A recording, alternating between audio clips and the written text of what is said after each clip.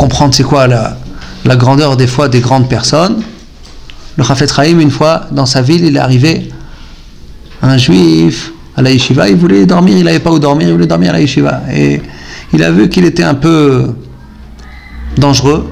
Il avait des bouquins un peu de philo, et c'était un juif, vous savez, c'est les Ashkenaz, c'était très fort, ce problème de Haskala.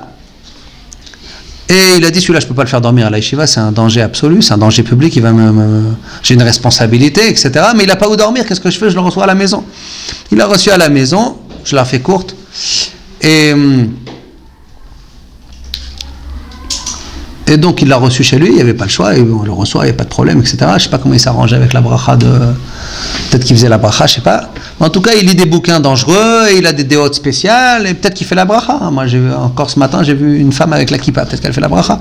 Mais maskil, ça veut dire, je décide moi du judaïsme, comment ça doit être. C'est ça la grande différence entre le Yetzer Hara séfarade et le Yetzer Hara ashkenaz. En gros, hein, le Yetzer Hara séfarade, il nous pousse à la paresse ou les plaisirs, alors que le Yetzer Hara ashkenaz, à part ça, il nous crée d'autres manières de définir le judaïsme.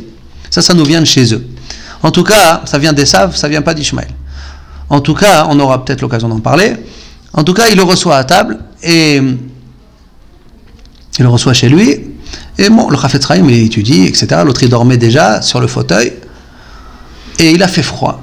Au milieu de la nuit, il a eu froid, le Chafetz Chaim, il s'est levé, se couvrir d'un pull, et il a dit, tiens, si j'ai eu froid, l'invité, il a peut-être eu froid, il lui a rajouté un manteau comme ça sur lui. Et l'autre, sûrement, qui dormait pas complètement, comme on a déjà parlé ici une fois, que les tzadikim, ma'asim tovim, les toldot des tzadikim, même si c'est fait dans l'intimité, Akadosh Baruch Hu, il promet que ça va être dévoilé, on va apprendre de ça. Celle qui était là, je crois que c'était je crois la nouvelle année, la première année, là, c'était il y a 2 semaines, vous n'étiez pas encore là, comme on voit de Noir, que ikar toldotem shel tzadikim ma'asim tovim, eh ben, ce juif là, il a dit, toute sa vie, c'est pas devenu peut-être une très grande personne, mais toute sa vie, il respectait le monde de la Torah juste par ce geste qui lui a mis ce manteau sur lui. Et ça, évidemment, c'est divin. Qui c'est qui m'a demandé tout à l'heure la question, pourquoi c'est divin? Quand quelqu'un, il met de côté les néguiotes, il voit que celui-là, il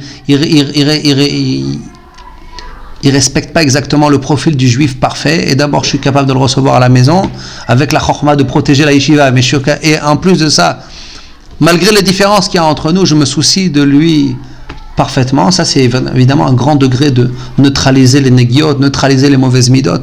Mamash, de faire comme Akadosh Baruch Hu. Akadosh Baruch Hu, plein de fois, il fait pas attention à plein de failles qu'il y a en nous, et il nous donne alors qu'on ne devrait pas recevoir. Ça, c'est mamash divin.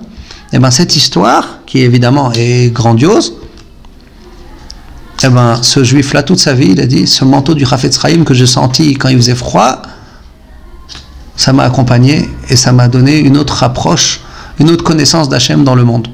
Mieux que tous les discours qu'on aurait pu lui faire, les comportements, c'est ça le Ikar, les comportements où on se dépasse, où il y a du divin, c'est elle qui suggère le plus ce qu'on doit tous découvrir, la présence d'Hachem dans ce monde.